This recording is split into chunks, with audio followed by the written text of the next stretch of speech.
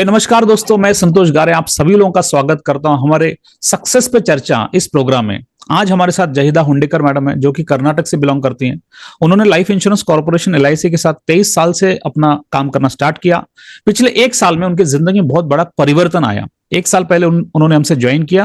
हमसे 5 दिन का वर्कशॉप के अंदर वैल्यू मार्केटिंग सीखा, वीडियो मार्केटिंग सीखा, जूम मीटिंग सीखा, इंटरनेशनल बिजनेस कैसे कर सकते हैं उसके बारे में काफी सारे आइडियाज उनको आया। मुझे बहुत खुशी है ये बताते हुए कि ये वीडियो मार्केटिंग सीख के उन्होंने बड़ा बड़ा प्रीमियम का पॉलिसी बेचना स्टार्ट किया। लगभग उन्होंने 10 पॉलिसी में 20 लाख का प्रीमियम लाया और लगभग 7 से 8 लाख का कमीशन उसमें से जनरेट किया। सबसे बड़ी बात है कि दुबई से उनके कस्टमर हैं, अमेरिका से उनके कस्टमर हैं। उनको अमिताभ बच्चन जी के साथ बैठने का मौका मिलेगा कौन बनेगा करोड़पति प्रोग्राम में। तो बहुत सारे जबरदस्त उनका एक्सपीरियंस रहा है। ये सब हम उनसे सीखेंगे, जानेंगे इस छोटे से इंटरव्यू में। तो नमस्कार जहीदा मैडम, मैं आपका स्वागत करता हूं इस इंटरव्यू में। कैसे हैं आप? नमस्कार सर, बहुत बहुत एक्साइटेड हूँ और बहुत एक्सलेंट हूँ मैं। ओके, हमेशा की तरह आप तरोताजा फ्रेश और आपका एक्साइटमेंट बना रहता है, ये बहुत अच्छी लगती है। ये एनर्जी कहाँ से लाते हैं आप? सर मैं अंदर से खुद से रहती हूँ। अच्छा। ज्यादा से ज्यादा अपने आप को हमेशा मोटिवेट रखती हूँ। कौन से अच्छा। दूसरे बातों से मैं ज्यादा हाँ। प्रभावित नहीं होती। मैं हाँ। जैसा हूँ वैसा मैं प्रेजेंट करते रहती हूँ। क्या बात है। मुझे बहुत अच्छा लगता है जब मैं आपसे बात करता हूँ। आज तो हम इंटरव्यू में बात कर रहे हैं। थोड़ा सा दर्शकों को बताइए कि आप कहाँ से बिलोंग करते हैं, ये बिजनेस आपने कब स्टार्ट किया और इंश्योरेंस बिजनेस में ये आपका दौर कैसे रहा। हमारे इससे आपने जो 5 दिन का वर्कशॉप अटेंड किया लगभग 6-7-8 महीने पहले, उससे पहले का आपका बिजनेस कैसे था और ये ज्वाइन करने के बाद बिजनेस में क्या परिवर्तन हुआ, शॉर्ट में थोड़ा बताएं। ओके सर, मैं सबसे पहले एलआईसी के बारे में बताना चाहूंगी कि ये एलआईसी के बारे में उतना कुछ नहीं मालूम था। मेरा शादी के बाद में कर्नाटक इंडी में मेरा एक छोटा सा किराना दुकान का बिजनेस करती थी। फिर अच्छा। मेरे जब भी मिस्टर ने जीवन आनंद पॉलिसी ली तभी एलआईसी के बारे में थोड़ा बहुत जाना। वो मेरे मिस्टर मुझको एलआईसी एजेंसी ले करके बोलते थे, लेकिन ये पॉलिसी लेने के बाद में मैंने उसका ट्रेनिंग लिया और फिर ट्रेनिंग में मुझको एलआईसी की पावर कितनी है वो समझ में आ गई। फिर मुझको एलआईसी के बारे में पता चला। मैंने 2002 से मैंने अपना बिजनेस शुरू किया और पहले 2-3 साल में मेरे अच्छा बिजनेस हो गया था। फिर उसके बाद में मुझको फैमिली रिस्पॉन्सिबिलिटी के वजह से ज्यादा बिजनेस करने का मौका मिला नहीं। पार्ट टाइम ऐसा शॉर्ट में मैंने बिजनेस चालू रखा, लेकिन एलआईसी एक इतनी बड़ी है और उसको मुझको छोड़ना नहीं था। इसके लिए मैं कंटिन्यूटी रख के मेरा बिजनेस हमेशा ग्रो करते आ गई थोड़ा थोड़ा। फिर कोरोना के टाइम में मैंने आईओई के ऑनलाइन सभी कोर्सेस किए और वो टाइम में मुझको एलआईसी की बिजनेस करके एलआईसी की पॉलिसी लेके लोग अपने आप को पैसों की जो कमी रहती है ना उसको कैसा मिटा सकते हैं, उनकी जरूरत कैसे पूरी हो सकती है और उनको एक हर प्रकार के लोन मिलते हैं, होम लोन, कार लोन, इसमें लोग रहते हैं। फिर वो बच्चों के एजुकेशन के एक बर्डन, ये सब टाइम में कुछ तो एक ऐसा अमाउंट उनको चाहिए कि जो उनको लोन न लेते हुए उनका खुद का बनाया होना चाहिए। ये मुझको बात वो समझ में आई वो कोर्सेस में और फिर मैंने तब से फोकस रखा अपने एलआईसी बिजनेस पर और फिर मैंने वहां से मैंने बिजनेस थोड़ा थोड़ा ज्यादा अच्छा ग्रो करते आई हूँ। फिर लास्ट आपका जो वीडियो मार्केटिंग का जो लास्ट ईयर फरवरी में मैंने किया तो फिर मेरा टोटली चेंज हो गया, क्योंकि जो एक बात में एक कस्टमर के मेरा हेल्थ इश्यू भी है थोड़ा, तो मैं ज्यादा जा नहीं सकती बाहर, तो फॉलोअप करके मेरा बिजनेस ग्रो होते रहता है। तो ये वीडियो मार्केटिंग के वजह से मैं एट ए टाइम एक ही टाइम बहुत लोगों को मेरा कंसेप्ट समझा सकती हूँ। इसके लिए मैंने आपका वीडियो मार्केटिंग का कोर्स ज्वाइन करके मेरा बिजनेस ग्रो करने की कोशिश की है। ओके। इसके साथ मैं थोड़ा बहुत सोशल वर्क करती हूँ। अच्छा। थोड़ा बहुत मेरा वो एक है तो उसमें मुझको टाइम जाता है और फिर घर के रिस्पॉन्सिबिलिटी के वजह से मैं अभी तक पार्ट टाइम ही एलआईसी का काम करते आई हूँ। मैं दर्शकों को सबसे पहले आपका चैनल दिखाना चाहूंगा क्योंकि आप जो बात कर रहे हैं रियली आपका काम बहुत बड़ा है, अच्छा है। तो यहाँ पे हम जाएंगे यूट्यूब पे जाके अगर आप मैडम का नाम डालेंगे तो जैसे जहीदा हुंडेकर ये आप नाम डालेंगे तो आपको उनका यूट्यूब चैनल मिलेगा। ये उनका यूट्यूब चैनल है। देखिए बहुत ही शानदार तरीके से उन्होंने अपना यूट्यूब चैनल की सेटिंग की है। बैनर है, उनका नाम दिख रहा है, मोबाइल नंबर दिख रहा है। अगर आप उनसे संपर्क करना चाहते हैं तो इस नंबर पे उन्हें कॉल कर सकते हैं। वो life, health, mutual fund business करते हैं, सभी कुछ दिख रहा है। और उनके चैनल पे इतने सारे वीडियोस तो ये इतने सारे वीडियोज है जो उनके बने हैं और हम इन सभी वीडियो की चर्चा करेंगे डिटेल में, विस्तार से। जहीदा जी, पहले तो मैं आपका दिल से धन्यवाद देता हूं कि आप कर्नाटक में एक छोटे से गांव से बिलोंग कर रही हैं, प्लस आप 22 साल से LIC बिजनेस कर रही हैं। एज अ महिला के तौर पे आप सोशल वर्क भी करती हैं। मैं समझ सकता हूं कि एक महिला को जब घर से बाहर निकल के काम करना पड़ता है तो काफी सारा चैलेंजेस होता है। और जब एक महिला वीडियो बनाती है इस उम्र में और आप वीडियो मार्केटिंग के माध्यम से मार्केट में जा रही हैं, कुछ हल्ला गुल्ला कर रहे हैं, कुछ नया करने की कोशिश कर रहे हैं, हर किसी के रिएक्शन अच्छे नहीं होते। कुछ लोग बोलते हैं अभी ये उम्र में ये क्या नया आपने निकाला, ऐसे भी बोला होगा किसी ने। तो ये वीडियो बनाने का जर्नी कैसे रहा? क्योंकि वीडियो बनाने की इच्छा तो बहुत लोगों की होती है, और लेकिन बनाते वक्त ना दिक्कत आती है, कॉन्फिडेंस ने बिल्ट होता है, कभी कभी स्क्रिप्ट याद नहीं होती है। तो आपका ये वीडियो बनाने को लेके जो लगाव था वो शुरुआती दिनों में कैसा था, और कैसे आपने अपने को इतना कॉन्फिडेंट किया?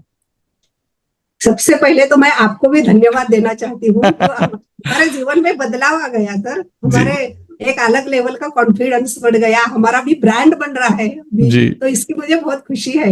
आपने तो वीडियो के बारे में पूरा डिटेल्स में बताया, कैसा बनाना, स्क्रिप्ट के बारे में बताया, एडिटिंग के बारे में बताया, लेकिन पहले 4-5 दिन में मेरा एक ही वीडियो नहीं बना था। आप सबके वीडियोस पोस्ट करते थे, डालते थे, फिर मैंने एक ही दिन में 3 वीडियो बनाए, याद है मुझे। फिर पहला वीडियो अपलोड किया। अपलोड करने के साथ में सुबह सुबह में मेरे रिश्तेदार, मेरे फ्रेंड्स वगैरह फोन करके मुझको बहुत अप्रिशिएट करे, अभी थोड़ा स्टार्टिंग है लेकिन तो ऐसा कर सकती है, इसको और इम्प्रूव कर सकती है करके मुझको ही उन्होंने हिम्मत दी। बोले तो थोड़ा सा, और फर्स्ट के वीडियोज में मेरा थोड़ा प्रेजेंटेशन अच्छा नहीं है, बात करने का तरीका अच्छा नहीं है, ऐसा उनको लगा, तो उन्होंने सजेशन दिए। और जो मेरे आज तक के LIC ऑफिसेस के मेरे जो ब्रांच मैनेजर्स, ऑफिसर्स थे जो अलग अलग जगह ट्रांसफर होके गए हैं, उनको भी मैंने सबको भेजा था, तो उनका भी मुझको फोन वगैरह आ गया, अच्छा कर रहे मैडम, आप कुछ तो नया करते रहती है, एक्टिव रहती है। तो और सबसे पहले एक बात बोलना बोले तो, यह रेलवे स्टेशन में मेरा घर रहने से ये स्टेशन में बहुत प्लेटफॉर्म पर मैं रोज वॉकिंग को जाती हूँ, तो लोग मिलते हैं ना मुझको ऐसा। अच्छा। उन्होंने मुझको, सब लोगों ने पूछा आपका वीडियो देखा, आपका वीडियो देखा। अरे बाप रे, पर्सनली इमीडिएट रिएक्शन मिल गया मुझको, तो सेलिब्रिटी जैसा फीलिंग आ रहा है आपको थोड़ा सा? हाँ। तो उनको बहुत अच्छा लगा, लेकिन उसमें क्या है, थोड़े लोग अभी इनकम नहीं जनरेट कर रहे, छोटे हैं, पढ़ रहे, वो बच्चे भी बोले मुझे, मैडम हम जब भी हमारा इनकम शुरू होगा तो आपके पास हम LIC पॉलिसी करेंगे।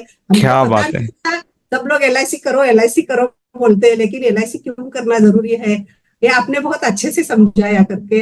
और सर दूसरा, हमारे बहुत एजेंट लोग भी मुझको फोन करके बोले, ऑल इंडिया से बहुत लोगों ने, कि मैडम आपने ये शुरू किया है, बहुत अच्छा किया है, किधर कहाँ से ऐसा सीखा, हमको भी बताओ करके। फिर मैंने आपके बारे में उनको आपका नंबर वगैरह देके किया है, तो भी मोटिवेट किया। जहीदा जी, मैं आपको अगला सवाल ये पूछना चाहता हूँ कि जैसे आपने ये प्रोग्राम अटेंड करने के बाद और आपके बिजनेस के 23 साल में लगभग पिछले 1 साल के अंदर कुछ परिवर्तन हुआ है। जैसे आपने अपना बड़ा पॉलिसी बिजनेस स्टार्ट किया, NRI कस्टमर को एक पॉलिसी बेचा जो कि अच्छा प्रीमियम था 4,20,000 का अमेरिका में, फिर आपने दुबई के कस्टमर पॉलिसी बेचा, और लगभग आपने 10 पॉलिसी में 20 लाख रुपए का सम एश्योर्ड का पॉलिसी बेच लिया। लगभग उसके अंदर आपको 7 से 8 लाख का कमीशन भी बना। मैं जानना चाहता हूं कि ये जो बड़ा प्रीमियम बेचने के बारे में आपके मन में सवाल आए और आप लोगों ने जैसे ये NRI बिजनेस किया, तो थोड़ा सा ये वीडियो मार्केटिंग या फिर ये जो जर्नी है, ये कैसे आपको हेल्प किया उस बिजनेस में, थोड़ा बताएंगे तो अच्छा रहेगा, बताइए। सबसे पहले तो 1-2 मेरे वीडियो होने के बाद में, चैनल में आने के बाद में ही मुझको मेरे जो NRI के कस्टमर है ना, उनका कॉल आ गया कि हम ये पॉलिसी अभी डन ही करेंगे करके, क्योंकि वो 6-7 साल से मेरा उनके साथ प्रोसेस चला था, फॉलो अप चला था, लेकिन पॉलिसी नहीं हो रही थी वो। तो क्लोजिंग में मुझको बहुत अच्छा हेल्प हो गया। इमीडिएट उसने मुझको फोन करके कौन से डॉक्यूमेंट्स चाहिए, क्या है, वही सब मेल ऑर्डर के बारे में मुझको सब थोड़ा बहुत मालूम था दूसरे ट्रेनिंग्स में। तो फिर मैंने उसको वो बता के हमारे ब्रांच में जाके, हमारे DO सर है, Sindoor sir, branch manager CM sir, और सबका हेल्प लेके, और हमारे बेलगाम डिवीजन के भी ऑफिसर्स सब, उनका भी बहुत अच्छा कोऑपरेशन बोला, जब भी कौन सा डॉक्यूमेंट चाहिए, क्या पेपर चाहिए, इमीडिएट मुझको पर्सनली फोन करके भी बोलते थे वो। तो फिर वो सब जल्दी हो गए, 1.5 महीने में वो पॉलिसी बन गया। फिर दूसरा पॉलिसी मेरा बहन के लड़के का ही है, उसका भी ऐसा ही चला है। वो बहुत साल से मैं बोलती थी अभी इतना इनकम कर रहा है, इतना ज्यादा बड़ा आदमी बन गया है, तो एक बड़ा पॉलिसी लेना चाहिए, तुझको सेविंग करना चाहिए, वैसा तो उसको इंश्योरेंस की जरूरत नहीं है, ऐसा जो बहुत प्रॉपर्टी ऐसा वैसा, हम ऐसा सब लोग बोलते रहते ना, जी। वो ऐसा बोलते रहता था वो। लेकिन फिर भी उसने फिर ये बार आने के बाद में पॉलिसी उसका हो गया है, थोड़ा अभी डॉक्यूमेंट्स रिक्वायरमेंट है इसके लिए, 1-2-4 दिन में कंप्लीशन हो जाएगा वो सब। अच्छा, ये तो दोनों देखो, केस में, ये दोनों केस में वीडियो मार्केटिंग का कैसे फायदा हुआ? यानी कि जैसे आप बोल रहे हैं कि काफी जनों से वो आपको जानते थे, लेकिन हाँ, लेकिन रिजल्ट नहीं कर पा रहे थे, कन्वर्ट नहीं कर पा रहे थे, तो ऐसा क्या हो गया वीडियो मार्केटिंग के कारण? क्या आपको लगता है कि इससे आपका एक परसेप्शन बिल्ड हो गया, आपके बारे में एक रिस्पेक्ट बढ़ गया कि आप अगर इतना अच्छा कर रही हैं तो कहीं ना कहीं ऑलरेडी आप एक डेडिकेटेड है? ऐसा क्या उनको लगता है, आपको लगा होगा कि जिसके कारण उन्होंने जो पहले नहीं दे रहे थे अभी देना चालू कर दिया? ऐसा क्या हो गया? सबसे पहले तो वो बोलते थे, तभी कभी कभी लोगों अपने अपने कुछ स्ट्रेस में रहते हैं, ये रहते हैं, तो उतना ध्यान से सुनते नहीं, ऐसा मुझको मेरे सभी ये पॉलिसी होल्डर्स के बारे में पता है, क्योंकि हम जाते हैं मीटिंग करते हैं तभी उनके भी दिमाग में कुछ ना कुछ चलते रहता है, तो वो फुल प्रेजेंटेशन हमारे ध्यान से सुनते हैं, एक एक बार सुनते हैं, एक एक बार नहीं सुनते हैं, तो इसके लिए बाद में करेंगे, बाद में करेंगे, ये ऑब्जेक्शन रहता है उनका। लेकिन ये जो मेरा वीडियो था ना स्टेट क्रिएशन का, तो रिटायरमेंट में प्लानिंग करना क्यों जरूरी है, ये देखने के बाद में उनको हमको ये करना ही है, अभी ये मैडम तो इतने साल से बोल रही, अभी हमको करना ही है करके ये उनके दिमाग में आ गया और उन्होंने कॉल किया सामने से। क्या बात है, बहुत अच्छा लगा। और आपकी ग्रोथ बहुत अच्छी है, एक्साइट कर रही है बाकी लोगों को, महिलाओं को भी ग्रोथ करेगी कि जिस प्रकार से आपने अब ये बिजनेस इस उम्र में इतना अच्छे से आप कर पा रहे। मैं थोड़ा सा दर्शकों को एक अच्छी चीज बताना चाहता हूँ कि जहीदा मैडम उनके इस जिंदगी में, उस प्रयास में उन्हें कौन बनेगा करोड़पति अमिताभ बच्चन जी के साथ बैठने का मौका मिला, और उनके साथ उनको वो कौन बनेगा करोड़पति खेलने का मौका मिला। तो पहले उसके बारे में थोड़ा सा देखेंगे, उनके चैनल पे ऑलरेडी एक वीडियो है, और फिर उनसे उसकी बात भी करेंगे। जहीदा मैडम का ये चैनल है, इसके अंदर मेरे ख्याल से आपने, यस, ये वीडियो है, तो थोड़ा सा हम देखना चाहेंगे, and will then speak also, कि इसके बारे में थोड़ा जानेंगे कि एक्सपीरियंस कैसे रहा, क्योंकि ये रियली समथिंग डिफरेंट रहेगा। चलिए देखते हैं। Amitabh Bachchan hosted quiz reality show कौन बनेगा करोड़पति में आए दिन यूनिक कंटेस्टेंट्स को लेकर शो के मेकर्स प्रेजेंट करते हैं उनके चैलेंजेस और जर्नी। अभी रिसेंटली कौन बनेगा करोड़पति के हॉट सीट पर अपनी किस्मत आजमाने पहुंची है 54 साल की जहीदा रियाज हुंडेकर। जहीदा एक LIC एजेंट के साथ साथ एक रेस्टोरेंट प्रोप्राइटर भी है। जहीदा कर्नाटक के स्मॉल टाउन इंडी से आई है अपने ख्वाबों को सच करने के लिए। कौन बनेगा करोड़पति शो के होस्ट अमिताभ बच्चन को देखा गया अपने ही अलग अंदाज में सिंपल बातें करते हुए। ओके, तो इस प्रकार से डेफिनेटली ये बहुत बड़ी बात है, इट्स अ ग्रेट अचीवमेंट कि आप अमिताभ बच्चन जी के साथ में बैठ के आपने उस शो को देखा और उसको पार्ट लिया। वो एक्सपीरियंस कैसे था, ये कब की बात है, थोड़ा सा बताइए, कौन से साल में हुआ था ये कोरोना के पहले 2019 की बात है सर। अच्छा, 2019 की बात है। ओके, हाँ, 2019 की बात है। तो सितंबर में हमारा ये सब शूटिंग हुआ था, और सितंबर महीने में ही टेलीकास्ट हुआ ये। अच्छा। वैसा तो सर ये बहुत, मेरा इंडी बोले तो बहुत, इंडी रेलवे स्टेशन पर रहती हूँ, और उसमें 6 किलोमीटर का डिस्टेंस है, तो बहुत छोटा प्लेस है, और मैं सांगली से, महाराष्ट्र से थी, तो मुझको इधर लैंग्वेज प्रॉब्लम ये वो ऐसा करके मैं बहुत कुछ करना नहीं करना ऐसा करते करते वो मैंने किराना दुकान रखा था। फिर उसके साथ मेरे ससुर जी को थोड़ा सा हेल्थ अच्छा नहीं था करके फिर वो मैं मेरा होटल भी देख रही थी।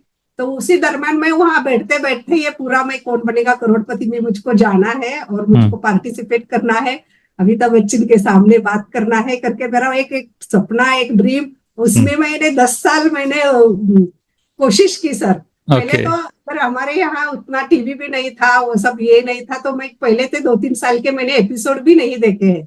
अच्छा। किसी के, लेकिन मैं सोचती कि एक दिन ना एक दिन मैं जाऊंगी वहां, बैठूंगी, बात करूंगी। तो मैं ऐसा बैठे बैठे मैं सभी बुक्स पढ़ने का, जनरल नॉलेज के ऐसा सब करती थी, कोशिश करती थी। तो ऊपर वाले ने वो मेरी एक इच्छा थी तो वो पूरी कर दी। तो मैं अपने आप को वो मामले में बहुत खुशकिस्मत समझती हूँ कि जो देखो सपना जरूर पूरा होता है। मेरे जिंदगी में बहुत हो गए, उसमें एक है। बहुत अच्छा एक्सपीरियंस है सर, इतना अच्छा ट्रीटमेंट मिलता है उधर, हम सेलिब्रिटी समझते हैं सब, अच्छा। हमारे हमारे हम समझते हैं, हमको मालूम है कि हमने कितना मेहनत की है और वहां गए हैं, फिर वो फास्टेस्ट फिंगर फर्स्ट खेल के उधर भी बैठना एक बहुत बड़ा अचीवमेंट होता है। मुझको तो वही लास्ट चांस था, नहीं तो फिर नहीं मिलता था। लेकिन अच्छा। ऊपर वाले ने मेरी वो प्रार्थना, मेरी इच्छा पूरी की, तो मैं ओके। सबका शुक्रगुजार अदा करती हूँ। हर पल मैं सोचते रहती हूँ जो है जितना है मेरे पास और जो मैं चाहती हूँ वो मुझे भगवान ऊपर वाला जरूर जरूर देता है, ऐसा मैं अपने आप को खुशकिस्मत समझती हूँ सर। कौन बनेगा करोड़पति में एग्जैक्टली देखा जाए तो दो प्रकार की अपॉर्चुनिटी मिलती है जो मुझे लगता है बहुत जरूरी है और बहुत अच्छी है। वो ये है, एक तो सदी के महानायक जैसे आपने बोला अमिताभ बच्चन जी के साथ आप उनके साथ बैठेंगे, ये मुझे लगता है बहुत बड़ी बात है ना, जो एक अच्छी अचीवमेंट है और बहुत लोगों की मंशा होती है कि हम उनको देखें। और दूसरी है कि कौन बनेगा करोड़पति, ये शो को खेलते खेलते हो सकता है आप भी वहां पे कुछ पैसा अर्न करें, करोड़पति बन सकते हैं। ये सब चीजें, पैसे कमाना तो डेफिनेटली बिजनेस से भी हम कमा ही लेंगे, लेकिन अमिताभ बच्चन जी के साथ बैठने के बाद जब आप उसको इंटरेक्ट किया, उनसे बात किया, तो किस प्रकार के इमोशंस आपके थे, कैसे लगा आपको उनके साथ बैठ के अपने विचारों को? क्योंकि मैंने ये भी देखा कि आपने कुछ लेटर भी उनको लिखे थे शायद से, जिनकी उन्होंने चर्चा किया। तो जब सालों से आप उनके बारे में सुनती हैं, उनके बारे में कुछ ना कुछ लेटर लिखती हैं, जब एक्चुअल में उनके सामने आप बैठे तो वो इमोशन कैसे था आपका? सबसे पहले तो वो इतना एनर्जी के साथ में एंट्री करते हैं ना, वो जो अच्छा। स्टूडियो में जो हाँ। होने वाला रहता है ना वो हाँ। प्लेस में, तो पूरा के पूरा ऑडियंस, पूरा सब लोग सरप्राइज होते हैं। क्योंकि अच्छा। एक ऐसा देखते हैं ना हम, ऐसा हाँ। जनरली और खेल रहे हैं, लेकिन हाँ। वो इतना एनर्जी के साथ में एंट्री करते हैं ना, वो अच्छा। देखने के बाद में एकदम हमारा माइंड एकदम हम चेंज हो जाते हैं। सबके अंदर एक अलग तरह से एनर्जी आती है सर। क्या करके बात तो उतना लोग वो प्राइज ताली क्यों बजाते हैं लोग, ऑटोमेटिक है।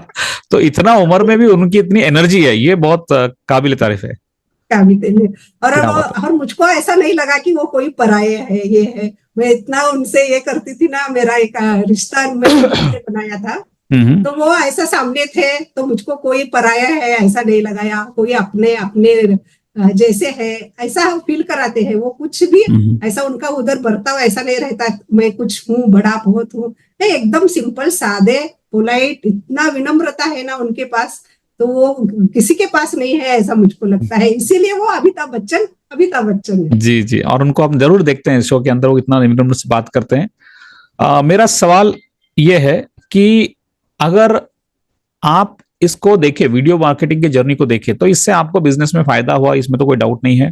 आपका नंबर ऑफ पॉलिसी बढ़ गया, आपका क्लोजिंग बढ़ रहा है। मैं जानना चाहता हूं इससे कि आपका परसेप्शन, आपकी जो एक ब्रांड है, एक ब्रांड जिसको बोलते हैं, जैसे अमिताभ बच्चन एक बहुत बड़े ब्रांड है, ब्रांड वैल्यू उनका, तो हम डेफिनेटली उनको कंपेयर तो नहीं कर सकते, लेकिन हमारे बिजनेस में, लाइफ इंश्योरेंस बिजनेस में, LIC में बहुत सारे एडवाइजर काम कर रहे हैं, आप भी काम कर रहे हैं। टेक्नोलॉजी के साथ अपने आप को डेवलप करना, वीडियो मार्केटिंग करना, जूम मीटिंग करना, चैट जीपीटी इस्तेमाल करना, ये सभी सोशल मीडिया में अपने प्रेजेंस को बढ़ाना, ये हर कोई चाहता है लेकिन कर नहीं पाता, आपने वो किया। इसके बाद आपके ब्रांच में जब कोई फंक्शन होता है तब क्या आपको किस प्रकार से देखा जाता है, या आपके SDM साहब है, आपके डिवीजन के मैनेजर्स है, अगर उनको पता चलता है कि आप इस प्रकार से वीडियो बना के मार्केटिंग कर रही हैं, कभी कुछ ऐसा एक्सपीरियंस है कि किसी प्रोग्राम में उन्होंने आपको कुछ कॉम्प्लीमेंट दिया हो, या फिर पहचान को इस वीडियो के इस आपके ट्रांजेक्शन को, इस प्रकार के इनिशिएटिव को उन्होंने कुछ अच्छी बात कही आपके बारे में, या फिर कुछ आपको शुभकामनाएं दी, ऐसे कुछ हुआ? वीडियो देख के तो सब लोग हैरान हो गए सर। पहला ऐसा मुझे तो फीलिंग है उनके बारे में, क्योंकि उनको मालूम है कि मैं एक्टिव हूँ और कुछ ना कुछ नया करती हूँ। KBC में जाके आने के बाद में तो सब लोग इम्प्रेस हो गए थे। तो अच्छा। उनका अलग तरह का नजरिया है मेरे तरफ देखने का, कि बहुत अच्छा रिस्पेक्ट से वो मुझको सब लोग देखते हैं। थोड़ा बहुत ही ज्यादा उनका एक अलग ये है मेरे बारे में। तो फिर ये वीडियो आने के बाद में भी फिर मुझको एक अलग लेवल से थोड़े लोग सरप्राइज हो गए, मैडम इतना बोलती है, तो उन्होंने वो वीडियो में भी बोला है करके।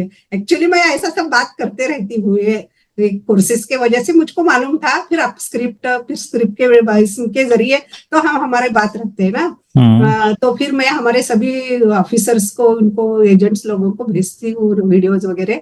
तो वो देखने के बाद में वो हमारा ग्रुप है ना, फिर वो ग्रुप में SDM सर का भी नंबर था मेरे पास, तो मैंने पर्सनली वो नंबर सेव किया और सर को भी भेजा। तो फिर उन्होंने खुद मुझको उस पर कमेंट किया, मैसेज किया, तो वो अच्छा लगा। हमारे सब सीएम सर, सभी ब्रांच सीनियर ब्रांच मैनेजर जितने आज तक इधर आके गए वगैरह, वो भी मुझको अप्रिशिएट करते हैं। फिर एक दो वीडियोस भी मेरे उन्होंने अपने हमारे सब ग्रुप में डाले, तो वो सब एजेंट लोगों को भी फिर पता चल गया।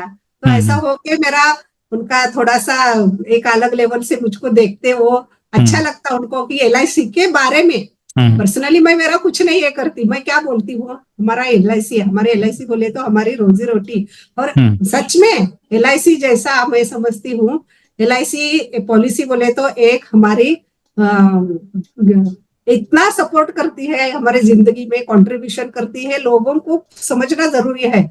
तो ये इतना बड़ा LIC की ताकत है, तो उसके बारे में बात करती हूँ तो सबको बहुत अच्छा लगता है। फिर हमारा एजेंट, लेडी एजेंट का ग्रुप बनाया, तो वो फिर वो एक मैडम ने फोन किया था, तो उनको मैंने बोला ऐसा ऐसा, तो उनको भी बहुत अच्छा लगा। फिर वो लेडी एजेंट के ग्रुप्स में वगैरह मेरे वीडियोस वगैरह भेजते रहती है करके, वो सब बोलते रहती है, तो आप करते रहो करके मुझको मोटिवेट करते हैं। बहुत अच्छा। मैं अभी एक केस स्टडी के तौर पे आपसे बात करना चाहता हूँ। केस स्टडी का मतलब होता है कि कोई कॉल हमने ओपन किया, फिर उसको प्रेजेंटेशन दिया, फॉलोअप किया और उसको क्लोज किया। जितने आपने बड़े बड़े पॉलिसी बेचे, लगभग ये 20 लाख सम एश्योर्ड के अंदर, आपने मेरे ख्याल से किसी डॉक्टर को बेचा है जो हस्बैंड वाइफ दोनों भी डॉक्टर है, ऐसा कोई केस स्टडी है आपका? हाँ, यस सर। तो मुझे उस केस स्टडी के बारे में थोड़ा सा बताएं कि आपने अप्रोच कैसे किया, फिर उनको पिच कौन सा किया, प्लान, फिर क्लोजिंग कैसे हुआ, थोड़ा सा बताएं उसके बारे में। एक मेरा तो रेफरेंस से भी मेरा बिजनेस बहुत ज्यादा आता है, तो उसमें मुझको एक CA है बीजापुर में, वो CA उनके तरफ से मुझको 2 बड़ा पॉलिसी मिल गया। फिर ये भी एक रेफरेंस हमारे इधर विपुल कोलेकर डॉक्टर्स है, तो उन्होंने अपने एक फ्रेंड को बताया कि ये मैंने ऐसा ऐसा प्लान लिया है। मैंने उनको शादी करने होने के पहले ही, सर आप एक पॉलिसी बनाओ, एक अच्छा प्लान बनाओ, क्योंकि शादी होने के बाद में रिस्पॉन्सिबिलिटीज होते हैं, फिर बजट आगे पीछे होता है, सब लोग बाद में करेंगे बोलते हैं। तो मैंने उनको एक अच्छा सा प्लान दिया था, उनको वो बहुत अच्छा लगा। तो फिर उन्होंने मुझको प्लान करने के बाद में, मैं हमेशा कांटेक्ट में, वो साइड में गए तो मैं, ऐसा है मेरा एक ये कि मैं वो जो एरिया में जाती हूँ, वहाँ के जो मेरे कस्टमर्स है, उनको पॉलिसी होल्डर्स है, उनको मिल के बात करके कैसे है क्या है पूछ के आती हूँ। तो उन्होंने मेरा नाम फिर रेकमेंड किया, एक इधर एक डॉक्टर्स है, उनके माँ और उनके पिताजी के पास मैं बार बार जाती थी कि आपके बच्चे अभी पोते पोतिया हो गए हैं उनको, तो उनको प्लान दो, एक अच्छा बनाएंगे करके, क्योंकि उनके ऑलरेडी 2-4 प्लान है, ऐसा मुझे मालूम था। तो अभी आपके बच्चों के इनके बारे में बनाएंगे करके, लेकिन वो बनाएंगे बोलते थे। 2 साल उसमें गए मेरे, कोरोना के बाद में मैंने 2-3 साल उसमें ऐसा जाने का आने का फॉलोअप करती थी, लेकिन ये डॉक्टर्स विपुल कोलेकर सर ने, वो डॉक्टर प्रवीण करके है उधर, उनको मेरा नाम सुझाया। तो फिर रात में मुझको, वो टाइम में मेरा एक वीडियो आया था चाइल्ड एजुकेशन के बारे में, तो फिर वो देखा होगा शायद उन्होंने। तो फिर मुझको कॉल आ गया, मैडम ऐसा ऐसा किधर है आप, अभी आप आके हमको प्रेजेंटेशन दो, क्या है, हमको एक बच्चे का प्लान बनाना है एजुकेशन के लिए करके। तो मैंने इमीडिएट उनको बच्चे का एज, उनका डॉक्टर का एज पूछा, और दूसरे जब दिन गई ना, तभी मैं प्रेजेंटेशन लेके गई। और सबसे बड़ी बात क्या है मालूम है सर, कि जब भी हम प्रेजेंटेशन देते हैं तभी फैमिली रहना उधर बहुत जरूरी है। क्योंकि ये लोग क्या करते हैं, सुनते हैं फिर बाद में करेंगे, ऐसा टालते रहते हैं।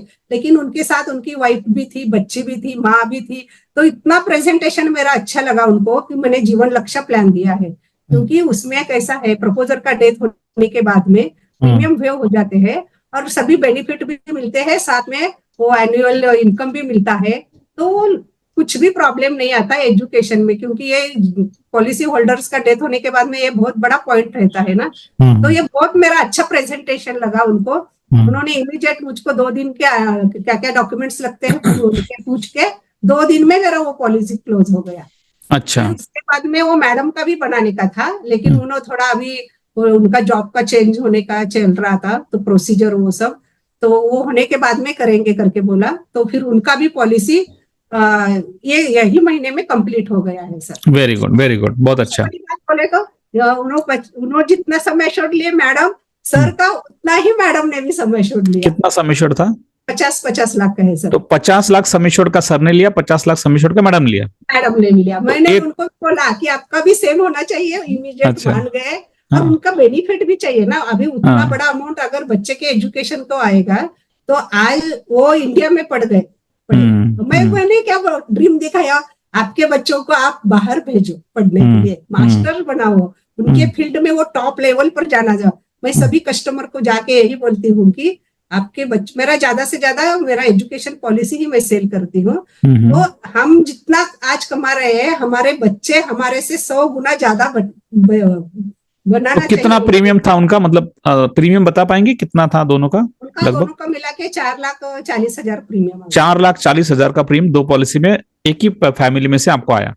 गया। तो 4,40,000 रुपए का प्रीमियम, यानी कि अगर मैं बात करूं एवरेज टिकट साइज की, तो आपका टिकट साइज काफी बढ़ गया है, क्योंकि आपने जो एनआरआई कस्टमर पॉलिसी बेचा था उसका भी प्रीमियम 4,10,000 के अराउंड था, 4,20,000। ये प्रीमियम भी दोनों मिला के 4 लाख हो गया है। तो जैसे एमडीआरटी करना है तो 40 लाख रुपए का प्रीमियम हो जाता है लगभग, राउंड फिगर, तो एमडीआरटी हो जाता है। तो ये बड़ा बड़ा पॉलिसी आप जो कर रहे हैं, इससे आपको लगता है कि आपका जो टारगेट है वो जल्दी पूरा हो सकता है, प्लस एक अलग प्रकार का कॉन्फिडेंस, एक अलग प्रकार का, जैसे बोलते हैं ना मार्केट में, मैं हमेशा ये उदाहरण देता हूं कि 4 प्रकार की कार होती है। एक होती है नैनो कार, एक होती है मारुति कार, एक होती है मर्सिडीज कार, एक होती है Rolls Royce car. Nano car 1-1.5 lakh की रुपए होती है, मारुति कार 7-8 लाख रुपए की होती है, मर्सिडीज कार 40-50 लाख की होती है, रोल्स रॉयस 5 करोड़ की होती है।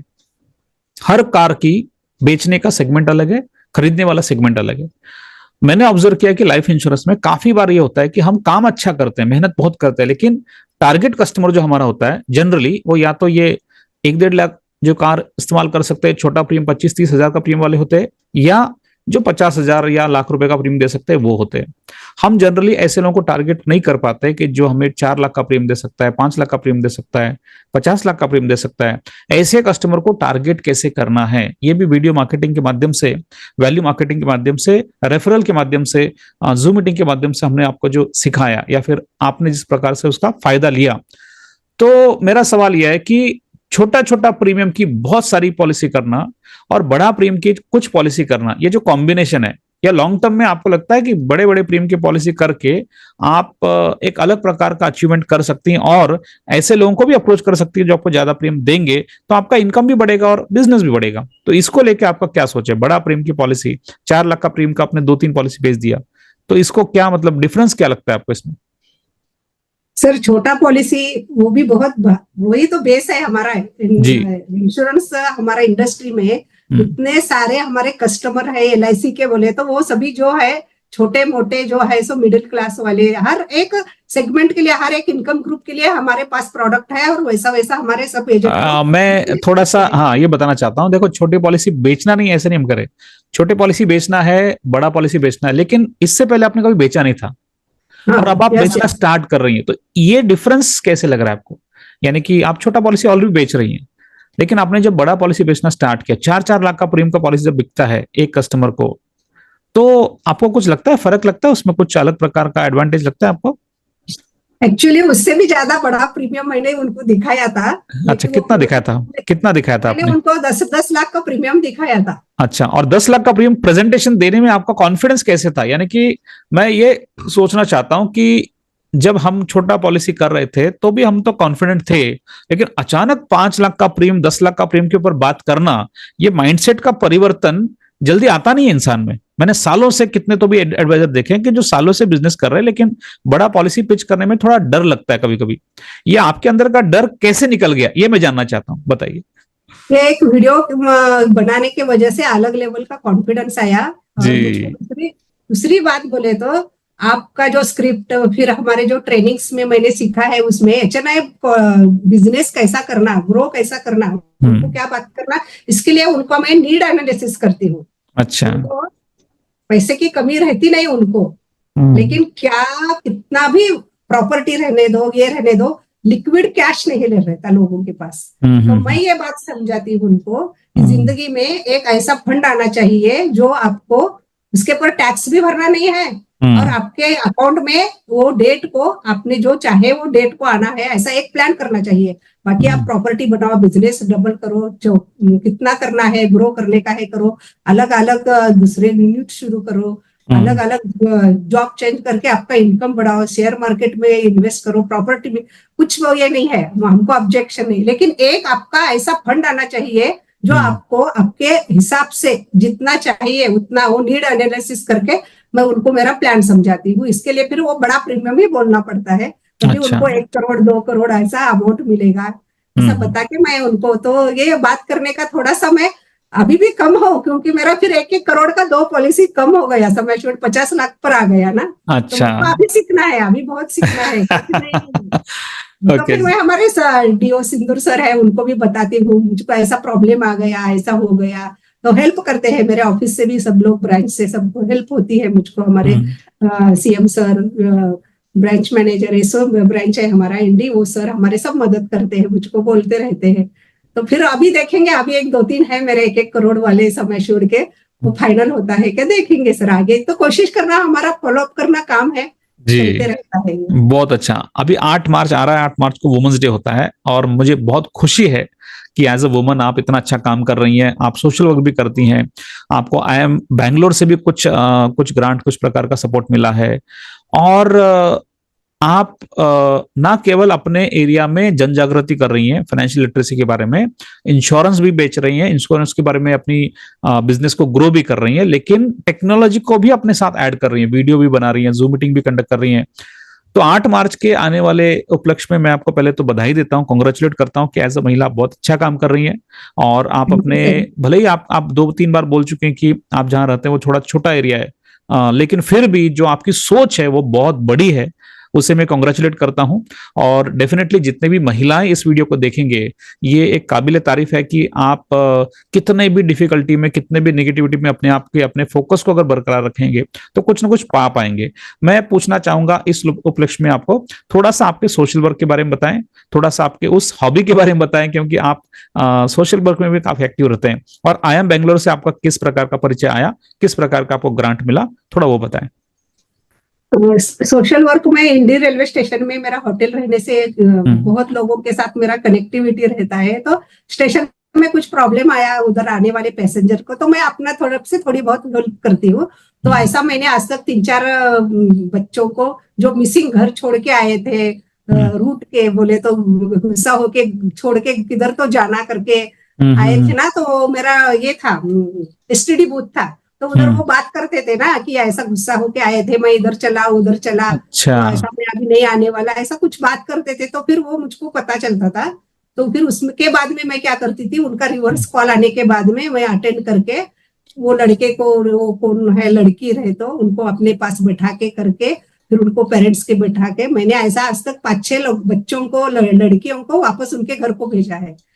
और फिर दूसरा, एक तो लड़की मुझको कोई नहीं था ऐसा भी मिली थी, उसका भी वीडियो है मेरे पर, तो उसको भी मैंने फिर रिमांड होम में भेज के, लेडीज हॉस्टल में भेज के, फिर उसका फाइंड आउट करने की कोशिश करे, लेकिन उनका कोई नहीं मिला, तो उसको फिर वो लेडीज हॉस्टल में मैंने भेजा है उनको। ऐसा छोटा बहुत मेरा काम रहता है। फिर एक लेडी थी हमारे पास काम करने वाली, उसका तो बहुत ही, मैं उसका और मेरा क्या कनेक्शन था मुझको मालूम नहीं, लेकिन जब वो कोमा में से 6 महीने के बाद में आई, तभी उसने मेरा नाम लिया। जिंदगी में जितने 60 साल में उसको कितने लोग मिले रहेंगे सर, लेकिन वो कोमा में से 6 महीने के बाद में आने के बाद में उसने मेरा नाम लिया।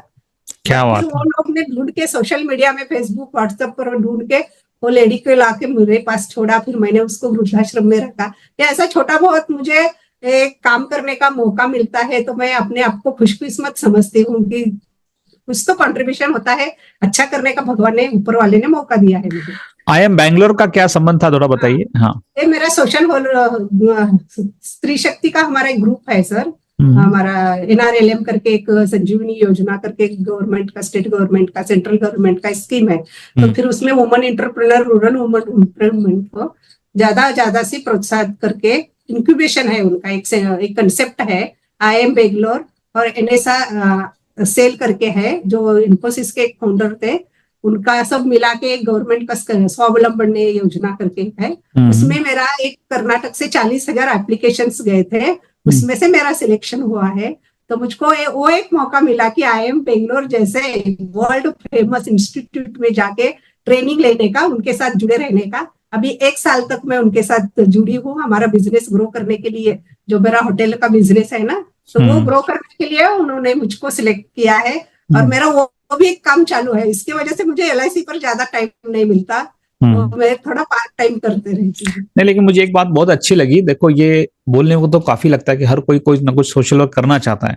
आपने उसके अंदर भी एक अपॉर्चुनिटी देखा कि ठीक है, आपके यहाँ पे PCO पे कोई आके बात कर रहा है और ये पॉसिबल है क्योंकि स्टेशन पे जनरली दूर से कोई बच्चा आ सकता है और वो कुछ बात कर रहा है, मैं घर छोड़ के आया हूँ, आपने वो सुना, आपके मन में विचार आया कि आपको फिर से इनके अपने माता पिता को जाना चाहिए, आपने उनको काउंसलिंग किया और ये सब जो आपने किया 5-6 बच्चों के साथ किया, मैं समझ सकता हूँ आपके हिसाब से तो वो एक प्रकार का सोशल वर्क था।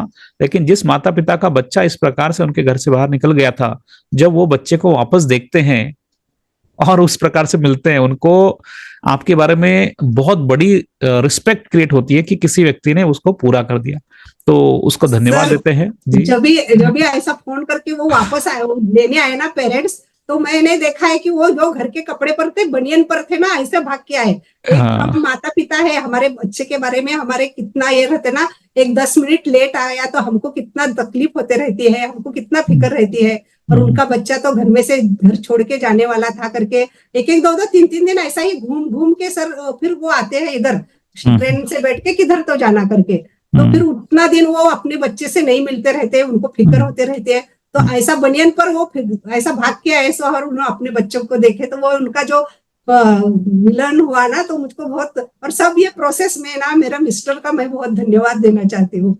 उनका मेरे लाइफ में बहुत बड़ा कंट्रीब्यूशन है। जितना माँ बाप रहते हैं ना सर सपोर्ट करने वाले, उनसे बढ़कर मेरे मिस्टर मुझको हर बात में सपोर्ट करते हैं। तो अच्छा। मैं दुनिया में सबको ऐसा ही मेरे पति जैसा सबको पति मिले करके दुआ करते रहती हूँ। क्या बात है, बहुत अच्छी बात है। ये एक प्रकार का ग्रेटिट्यूड आपका बहुत अच्छा है कि आप डेफिनेटली उनका कुछ कंट्रीब्यूशन है आपकी जिंदगी में, तो उसको आप रिस्पेक्ट भी कर रही हैं। बहुत अच्छा लगा। जहीदा जी, मैं ये पूछना चाहूंगा कि वैल्यू मार्केटिंग आप हमसे जुड़े, एक उससे हम 3 घंटे का वेबिनार कंडक्ट करते हैं, फ्री वेबिनार, जिसके अंदर हम ये सब सिखाते हैं वैल्यू मार्केटिंग क्या होता है। किसी ना किसी माध्यम से आप हमारे वेबिनार तक आए, उसके बाद आपने हमारा 5 दिन का कोर्स किया, उसके बाद आपका जिंदगी में बड़ा बड़ा प्रेम करने का पॉलिसी कहिए या फिर नंबर ऑफ पॉलिसी बढ़ गया। तो वो लोगों को, ऐसे दर्शकों को जो पहली बार ये प्रोग्राम को देख रहे हैं, आपके माध्यम से वैल्यू मार्केटिंग को समझने की कोशिश कर रहे हैं, वीडियो मार्केटिंग को, क्या आप उनको राय देंगी? क्या उन्होंने ये 3 घंटे का फ्री वेबिनार अटेंड करना चाहिए? हाँ जरूर सर। और एक बात, सब लोग मुझको आपके वो वेबिनार में मेरे बारे में बोलते हैं करके भी मुझको पता है। आप दिखाते हैं मेरा कुछ वीडियो, वो एजेंट लोग मुझको कॉल करते हैं। आज तक मुझको एक 15-20 एजेंट लोग का फोन आया। इसमें संपदा मैडम है, संजय विचारे है, और 4-5 जन है, मुझको अभी याद नहीं आ रहे। अभी सब लोग आपसे जुड़े हुए हैं। तो वो एक्चुअली रियली मैडम, आप ऐसा हम करेंगे तो बेनिफिट हो जाएगा क्या, हमारा बिजनेस ग्रो हो जाएगा क्या? क्योंकि क्या है, सबको तो कोर्सेस करना है, इंफॉर्मेशन लेना है, सीखना है, लेकिन हमको एक्चुअली बेनिफिट होता है कि नहीं, वो ऐसा मुझको पर्सनली फोन नंबर रहता है मेरा यूट्यूब पर, तो वो कॉल करके पूछते हैं। तो मैं सबको यही सजेशन देती हूँ कि जरूर 100% आप अटेंड हो जाओ, क्योंकि नुकसान तो कुछ नहीं होने वाला है। अनलिमिटेड एजुकेशन मिलता है, हम भी कम पढ़ते हैं उसको इम्प्लीमेंटेशन करने के लिए। और आप वो ट्रेनिंग में बोलते हैं ना कुछ तो नहीं करने से कुछ तो करना अच्छा है। जी, तो जी, आप ये एक काम करो, फिर आप खुद ही बदलाव आपके जिंदगी में देखेंगे करके। बहुत अच्छा। तो डेफिनेटली ये वीडियो मार्केटिंग के वजह से, वीडियोस के वजह से हमको एक अंदर से जो एक इंश्योरेंस एजेंट का फोन कोई उठाता नहीं, एजेंट लोगों को कोई मिलता नहीं, ये जो लोगों को एक जो ये रहते हैं ना, निगेटिविटी रहते हैं ना, तो वो सब हमारे निकल के जाती है। हमको अभी जाके मिलने की जरूरत नहीं, उन्हों ही हमको फोन करना, वो ही हमको कांटेक्ट करना, ये अलग लेवल का हमारा एक वैल्यू हमारी भी बढ़ती है सर। ये जो आपने बताया, देखो मैं समझता हूं कि मैं 15 साल से बिजनेस में हूं और 550 से ज्यादा LIC ब्रांचेस में 1.5 लाख से ज्यादा अभी करता हूं ट्रेनिंग देने के बाद। मुझे एक बात कॉमन ये पता चली कि हर इंश्योरेंस एडवाइजर किसी ना किसी कस्टमर को जब पॉलिसी बेचने के बारे में अप्रोच करने की कोशिश करता है, पहला काम को क्या करता है, किसी को फोन करके अपॉइंटमेंट मांगता है कि सर आप हमें अपॉइंटमेंट दीजिए। और आज के डेट में क्या होता है ना, काफी बार फोन पे ही रिजेक्शन आ जाता है। फोन पे ही लोग कहते हैं कि मेरे पास ऑलरेडी इंश्योरेंस पॉलिसी है, या मेरे को टाइम नहीं है, या फिर ऑलरेडी, क्योंकि वो आपको जानते नहीं, अननोन कस्टमर है, तो बहुत बार रिजेक्शन आ जाता है। तो एक तरीका तो ये है कि हम कस्टमर को फोन कर रहे हैं और कस्टमर हमको फोन पे रिजेक्ट कर रहा है, ये एक सिचुएशन है।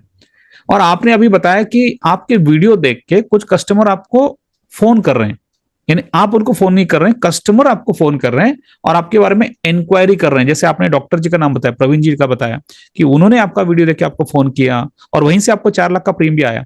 ये डिफरेंस कितना बड़ा लगता है कि हम जब कस्टमर को फोन कर रहे हैं, कस्टमर को टाल रहे हैं, और हम बैठे शांत से और कस्टमर हमको फोन कर रहा है वीडियो को देख के। ये परिवर्तन कैसे लगता है आपको? क्या लगता है ये बहुत बड़ी बात है? आई मीन सर बहुत बड़ी बात है, क्योंकि हमारे सभी बिजी शेड्यूल में, उनके भी बिजी शेड्यूल में, ये हमको मौका नहीं मिलता कि हम भी 100% उनको हमारा प्रेजेंटेशन दिखाए और वो भी 100% उनका हमारा प्रेजेंटेशन समझे। तो एक वीडियो मैंने लेट नाइट डाला था, 11 बजे के टाइम में कुछ डाला था। दूसरे दिन संडे था, तो मैंने सोचा कि सुबह सुबह सब लोग फ्री रहते तो वीडियो अच्छे से देखेंगे करके। तो इमीडिएट मुझको रात में ही एक मैसेज आ गया कि उनके भाई का मैंने 40 लाख का एक पॉलिसी बनाया था सम एश्योर्ड का। तो फिर उन्होंने मुझको नहीं करना है करके मैं उनको भी मैंने बात किया था, लेकिन वो टाल रहे थे, नहीं करना है। इमीडिएट मुझको उनका मैसेज आ गया, मैडम आप कभी बीजापुर आएंगे तो मुझको मिलना करके। अच्छा, क्या बात। तो ये इतना बड़ा भी पॉलिसी मिल गया सर। और दूसरा बात बोले तो हम कितना कोशिश करते हैं, कितने फोन लगाते हैं, कितने मैसेजेस, कितने बार एजेंट लोग जाते हैं। तो ये सब शॉर्ट टाइम में बिजनेस मिलने का एक जल्दी एक प्रोसेस चालू हो गया सर। ये सबसे तो जहीदा जी, मैं आपको, जैसे आपने बोला कि वीडियो मार्केटिंग सीखना चाहिए, वैल्यू मार्केटिंग सीखना चाहिए, तो दर्शकों में आपको बताना चाहता हूं कि इसके बारे में जानकारी आपको कहाँ मिल सकती है, कैसे मिल सकती है। हम हर महीना एक 3 घंटे का फ्री वेबिनार कंडक्ट करते हैं, जिसके अंदर ये सभी जानकारी देते हैं। और इस जानकारी को आपको जानने के लिए क्या करना है मैं बताता हूं। जैसे आप यहाँ पे जाते हैं हमारे यूट्यूब चैनल पे, संतोष गारे आप टाइप करेंगे, तो संतोष गारे टाइप करने के बाद आपको यहाँ पे हमारा यूट्यूब चैनल दिखेगा। इस चैनल के अंदर अगर आप जाएंगे तो आपको काफी सारे वीडियोस दिखेंगे, काफी सारे जानकारी दिखेंगे। और इस वीडियोस के अंदर अभी हमने रिसेंटली जो ये सक्सेस पे चर्चा प्रोग्राम को स्टार्ट किया है, जिसके माध्यम से हमने बहुत सारे एडवाइजर्स का इंटरव्यू लिया है। आप किसी भी इंटरव्यू के वीडियो को क्लिक करते हैं और उसके अगर डिस्क्रिप्शन बॉक्स में जाते हैं, ये उसका डिस्क्रिप्शन है, उसको जाएंगे तो यदि हमारा कोई भी अपकमिंग वेबिनार है तो उसकी जानकारी आपको यहाँ पे मिल सकती है। यदि कोई 15-20 दिन के लिए हमारा वेबिनार नहीं है, उस पीरियड में हम आपको जो लेटेस्ट वेबिनार हुआ था उसकी रिकॉर्डिंग प्रोवाइड करते हैं, वो भी फ्री ऑफ कॉस्ट, उसके लिए कोई पेमेंट नहीं करना पड़ता है। उसको जानने के लिए आप यहाँ पे क्लिक करेंगे तो हमारे टीम मेंबर्स का आपको नंबर दिखेगा, पायल मैडम का नंबर है, आप उनको कॉल कर सकते हैं और कॉल करके इसकी जानकारी ले सकते हैं कि ये 3 घंटे के प्रोग्राम की रिकॉर्डिंग आपको कैसे मिलेगी। तो हमारा एक एंड्रॉइड ऐप है कोच संतोष गारे नाम से, वो आप प्ले स्टोर से डाउनलोड कर सकते हैं, साइन अप कर सकते हैं। और अगर आप हमारे टीम को कांटेक्ट करते हैं तो वो आपको चैनलाइज करके वो 3 घंटे के प्रोग्राम की रिकॉर्डिंग आपको हम देने की कोशिश करते हैं। और यदि हमारा लाइव वेबिनार अपकमिंग है तो उसकी जानकारी आपको मिल जाती है। यहाँ पे हमारा एक लिंक है जो आप हमारे कम्युनिटी को ज्वाइन कर सकते हैं, उसको क्लिक करके यहाँ पे एक पर्सनल व्हाट्सएप लिंक है जिसको क्लिक करके आप मुझे पर्सनली मैसेज कर सकते हैं। और बहुत ही बढ़िया तरीके से ये कॉन्सेप्ट आपकी जिंदगी में कैसे बदलाव ला सकता है इसके बारे में जान सकते हैं। जहीदा जी, अभी तक आपने जितने भी सवाल मैंने पूछे बहुत अच्छे से आंसर दिया। मैं जानना चाहता हूं आपका मिशन, आपका जानना चाहता हूं आने वाले 5 साल, आने वाले सालों में आप क्या करना चाहती हैं, क्योंकि मैं ये ऑब्जर्व कर रहा हूं कि आपका स्ट्रगल बहुत अच्छा रहा है, आपकी जर्नी बहुत अच्छी रही है, आपने बहुत अच्छे तरह के अपने को डेवलप किया, आप सोशल वर्क भी कर रही हैं, आप अपना बिजनेस भी अच्छा बढ़ा रही हैं, सोशल मीडिया में आप इम्पैक्ट कर रही हैं। तो मैं जरूर जानना चाहूंगा कि अगले 1 साल, 2 साल, 3 साल, 4 साल में आप इस बिजनेस को किस तरीके से देख रही हैं और कैसे आप अपने बिजनेस को टारगेट करना चाहेंगी आने वाले सालों में, बताइए। सबसे अभी पहले तो मैं ना वुमेन्स डे के लिए मैंने मिशन रखा है जी 501 महिला उनको फाइनेंशियल एजुकेट करना। इसके लिए मैंने एक नया वीडियो भी बनाया है। और दूसरा, मैं नवंबर के पहले MDRT करके मैं सोच रही हूँ। और मैं अभी तक पार्ट टाइम ही करती हूँ, तो मुझको बहुत तकलीफ होती है, तो मैं अभी स्टाफ रखने का सोच रही हूँ। स्टाफ रख के, अभी तक मैंने कभी स्टाफ नहीं रखा है, तो मैं स्टाफ रख के मेरा थोड़ा फोकस सिर्फ न्यू बिजनेस पर रहना और सभी सर्विसेज मेरे इसके जरिए होना करके। और मैं सर्विसेज पर एक बात करना चाहूंगी सर, मेरा बिजनेस सर्विसेज के वजह से भी आता है, ये भी मैं बताना चाहती हूँ।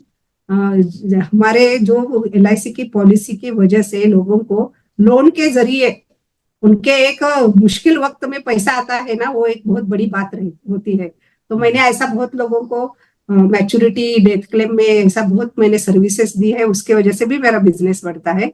तो मैं ज्यादा से ज्यादा फाइनेंशियली अवेयरनेस लोगों को करके अपना बिजनेस तो ग्रो करना है, लेकिन उनकी जिंदगी में मैं जब भी पॉलिसी करने जाती हूँ ना, तभी मैं ऐसा सोचती हूँ कि ये पर्सन को, इनके फैमिली को मेरे वजह से फाइनेंशियली सपोर्ट मिले और वो भी ज्यादा से ज्यादा बेनिफिट मिले, ऐसा मैं सोच के ही वो जिनका बिजनेस करती हूँ। तो मेरे इतना 22 साल की लाइफ इसके जर्नी में मेरे सिर्फ 3 के 4 सर डेथ क्लेम है।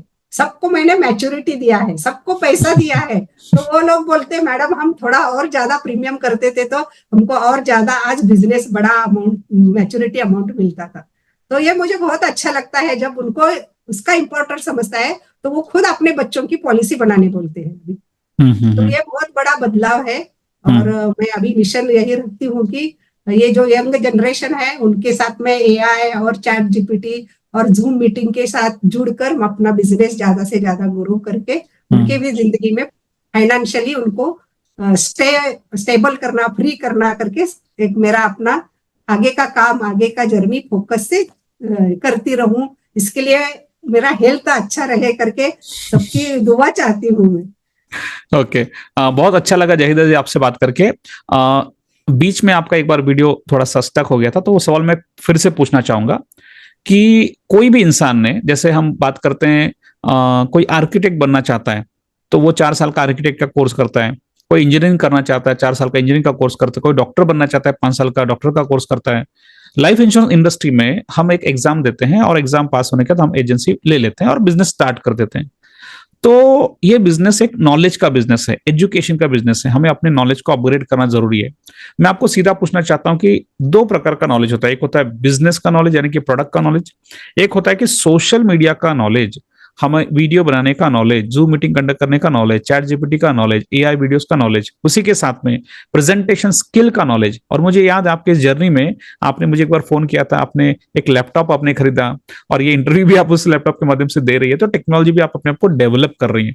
मेरा सीधा सवाल यह है कि इन्वेस्टमेंट हमारे बिजनेस में हमें अपने आप को सीखने के लिए, डेवलप करने के लिए क्या ट्रेनिंग करना जरूरी है, और यदि हाँ तो अगर हम अलग अलग प्रकार के प्रोग्राम करते हैं अच्छी बात है, क्या हमने वैल्यू मार्केटिंग कॉन्सेप्ट, ये वीडियो मार्केटिंग कॉन्सेप्ट, ये zoom meeting concept, chat GPT, AI, ये सभी प्रकार का जो सोशल मीडिया में, क्योंकि आज के डेट में भारत में 140 करोड़ पॉपुलेशन है, 80 करोड़ पॉपुलेशन के हाथ में मोबाइल है और इस मोबाइल में वो दिन में 4 से 5 घंटा देते हैं।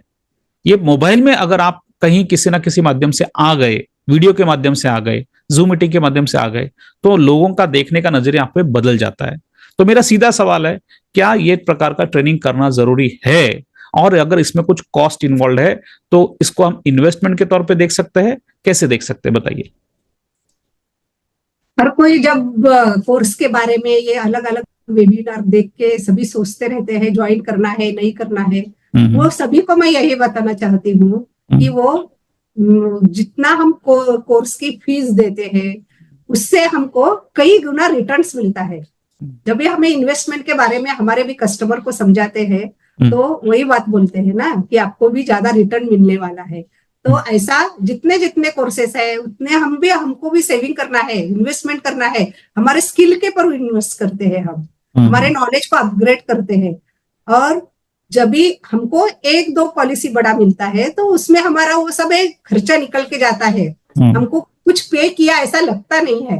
और दूसरी बात, जब भी हम वो अमाउंट पे करके अपने आप को अपग्रेड करते हैं, अपने आप को स्किल बनाते हैं, अपने आप को आज के जनरेशन के साथ टेक्नोलॉजी से हम कोशिश करते हैं उनके साथ जुड़ने की, तो ये अमाउंट बहुत छोटी है, क्योंकि वो छोटी अमाउंट देके हमने इतना बड़ा नॉलेज लिया है, इतना बड़ा हमको नॉलेज मिल गया है कि उसको इम्प्लीमेंटेशन करने के लिए हमारे पास टाइम नहीं। ऐसा सच में सिचुएशन है, आपने इतना नॉलेज दिया है चैट GPT के और वो AI कोर्स में कि सच में इतने टूल्स दिए हैं हमको बिजनेस ग्रो करने के बारे में। ये वीडियो मार्केटिंग के साथ साथ हम जूम मीटिंग और नए नए तरीके से ज्यादा से ज्यादा प्रोस्पेक्ट लिस्ट कितना बढ़ाना चाहिए। अनलिमिटेड हमारे पास इंफॉर्मेशन है, लेकिन जब भी हम ये सब यूज करके हमारा बिजनेस ग्रो करेंगे तो ये नॉलेज हमारे पास हम है तब तक रहता है। अनलिमिटेड टाइम हम यूज कर सकते हैं। सिर्फ एक बार नहीं यूज करना है, एक बार इन्वेस्ट किया, एक बार एक पॉलिसी के लिए नहीं करना है, हमको उसको निरंतर हमको करना है उसको नॉलेज का यूज। तो हमको हमारा बिजनेस भी ऑटोमेटिकली ग्रो होता है। और मैं तो समझती हूँ कि लर्निंग की कोई एज नहीं होती। हम 20 साल के एज में भी लर्निंग ले सकते हैं, 80 के साल में भी लर्निंग ले सकते हैं। सिर्फ उसको क्या है, इम्प्लीमेंटेशन करते रहना, वो सबसे जरूरी है। आज तो सब मार्केट में भरे पड़े हैं सब लोग देने के लिए नॉलेज, लेकिन हमारे पर भी है कि हम उसको कुछ ना कुछ करते रहना चाहिए, सीखते रहना चाहिए। और जो हमने कॉस्ट पे की है उससे कई गुना हमारा इनकम कैसा बढ़े, इसके लिए इम्प्लीमेंटेशन करना चाहिए, लोगों के जीवन में कंट्रीब्यूशन करना चाहिए। बहुत अच्छा। आखिरी सवाल आज के प्रोग्राम का वो ये है कि एज अ महिला, है ना, अभी 8 मार्च को वुमेन्स डे आ रहा है, स्पेसिफिकली लाइफ इंश्योरेंस कॉर्पोरेशन में LIC में जो महिलाएं हैं, जो वुमेन्स है, जो इस बिजनेस को करना चाहती हैं, बहुत बार ऐसे होता है कि वो काम करना चाहती है लेकिन परिवार से जब वो घर से बाहर निकल के कुछ करना चाहती हैं, कभी कभी ऐसे लिमिटेशन आ सकता है कि घर वाले उसको उतना प्रमोट ना कर पाए, सपोर्ट ना कर पाए, क्योंकि उनको भी चिंता होती है। ठीक है, तो ऐसे जमाने में जब महिला काम तो करना चाहती हैं लेकिन फिजिकल काम करने में चैलेंजेस है, तो अगर वो ये वैल्यू मार्केटिंग सीख के, जूम मीटिंग सीख के, वीडियो मार्केटिंग सीख के घर बैठे और आनंद ऐप के माध्यम से पॉलिसी लॉगिन करने का अगर सोच ले, तो ये सभी काम घर बैठे भी कर सकते हैं। ये जो एक नया ट्रेंड आजकल आ चुका है, जिसके माध्यम से आपने भी काफी बड़ा बड़ा पॉलिसी किया, तो स्पेसिफिकली महिलाओं को आप क्या कहना चाहेंगी इस बारे में, इस नए ट्रेंड को सीखने के बारे में क्या राय आपकी? आजकल के तो जनरेशन, आजकल की महिलाएं तो सब अपडेट रहती है सभी नॉलेज लेने के बारे में, लेकिन जब भी आप खुद के लिए इन्वेस्ट करना, खुद के लिए काम करना ऐसा सोचती है, तो ऑटोमेटिकली थोड़ा घर वाले के तरफ से थोड़ा रिस्ट्रिक्शन, रिस्पॉन्सिबिलिटी भी रहते हैं। किसी के घर में उनके ग्रैंड पेरेंट्स का कुछ प्रॉब्लम रहता है, बच्चों का एजुकेशन, छोटे बच्चे रहते हैं, तो ऐसे में महिलाओं को ये एक बहुत सुनहरा अवसर है। घर बैठे आप LIC एजेंट बनकर LIC के बारे में का ये अपडेट लेके, सर का वीडियो मार्केटिंग का कंसेप्ट सीख कर ऑनलाइन में हमारा आनंद ऐप में अपना बिजनेस ग्रो करके आपका घर परिवार भी देखने के लिए उनको कुछ भी प्रॉब्लम नहीं हो सकता, क्योंकि सबके कॉन्टेक्ट लिस्ट बहुत बड़ी रहती है, सबके कॉन्टेक्ट में रहते हैं, सब लोग की लिस्ट रहती है, रिलेटिव्स रहते हैं, फ्रेंड सर्कल में रहते हैं, आजू बाजू में रहते हैं, सब लोगों का पॉलिसी रहता नहीं है। मुझको मालूम है आज तक ने हमारा कितना कम परसेंटेज में LIC पॉलिसी है। हमारा लाइफ इंश्योरेंस का बहुत ज्यादा शेयर है, लेकिन इंडिया में अभी भी लोगों को LIC पॉलिसी क्यों लेना चाहिए, क्यों करना चाहिए, इसके लिए तो हम ये वीडियो बना रहे हैं उनको एजुकेट करने। तो आप ये वीडियो के माध्यम से ज्यादा लोगों को रीच करके अपना बिजनेस अपना ग्रो कर सकते हैं, अपने आपके फैमिली को फाइनेंशियल सपोर्ट कर सकते हैं, क्योंकि जब ये एक इनकम से चलता नहीं, अभी दो इनकम घर में जरूरी है, तो ये भी एक साइड बिजनेस, साइड इनकम ऐसा भी सोच के बहुत LIC एजेंसी ऐसा ही ली जाती है, एक साइड इनकम करके, फुल टाइम करते नहीं एजेंट लोग। ये भी एक हमारी रियलिटी है। तो इसको हम गए ना, ये वीडियो मार्केटिंग के जरिए ज्यादा से ज्यादा लोगों को हम रीच होके ज्यादा से ज्यादा लोगों का अपना कस्टमर बेस ज्यादा करके अपना बिजनेस को ग्रो करने का एक सुनहरा मौका है। इसके लिए कोर्सेज की बहुत जरूरी है। आपके साथ जुड़े रहेंगे तो आप, और मैंने ये वैल्यू मार्केटिंग का आपका कोर्स रिपीट किया है, अभी चैट GPT का मेरा रिपीट चल रहा है, तो उसका फी भी मैंने दिया है, क्योंकि मुझे मालूम है कि आप हर कोर्स में, हर सेशन में अलग बात बताते हैं, वही नहीं रहता। आज के जमाने के साथ में हमारा एजुकेशन लेवल भी उसके हिसाब से आप बढ़ाते हैं, हमको भी एजुकेट ज्यादा करते हैं। तो मुझको बहुत खुशी है कि आपसे जुड़कर मेरे भी जिंदगी में एक नया बदलाव आया। मैंने भी थोड़ा बहुत अपने तरफ से कोशिश कर रही हूँ कि मेरा भी इनकम तो ऑटोमेटिक बनता है, लेकिन मैं ज्यादा से ज्यादा लोगों को एजुकेट करती हूँ, क्योंकि फाइनेंशियली सबके घर में पैसों की तकलीफ होती ही रहती है, वो कमी को दूर करने में हम कुछ थोड़ा बहुत कंट्रीब्यूशन करते हैं। और इसलिए मैं सबको सजेशन देना चाहती हूँ, एजेंट लोगों को, लेडीज की, महिलाएं क्यों, सभी लोगों को मैं सजेशन देती हूँ कि ज्यादा से ज्यादा कोर्स करने की कोशिश करें। और मेरे सबसे बड़ी बात बोले तो मैं आपको धन्यवाद देना चाहती हूँ। कितना कंट्रीब्यूशन, बदलाव आता है तो उसके लिए हमको जरूर उनका शुक्रगुजार रहना चाहिए, ऐसा मेरा नियत है पहले से। तो आपका भी मैं बहुत बहुत धन्यवाद करती हूँ sir. Thank you, thank you, thank you Zahida ji. First of all thank you, आपने अपना इतना कीमती समय दिया। और सबसे बड़ी बात है कि हम जितने लोगों को सिखाते हैं, डेफिनेटली बहुत सारे लोग उसको इंप्लीमेंट करते हैं, लेकिन आपने जिस तरीके से इसको पकड़ लिया है कि हर चीज, छोटी छोटी चीज आप हमसे सीख रही हैं, उसको इंप्लीमेंट कर रही हैं, उसका सक्सेस आपको मिल रहा है, ये चीज आपकी बहुत अच्छी लगती है, उसके लिए मैं आपको धन्यवाद देता हूं। फिर से एक बार धन्यवाद Zahida ji for coming on the show and giving your time. Thank you. नमस्कार सर। नमस्कार, थैंक यू।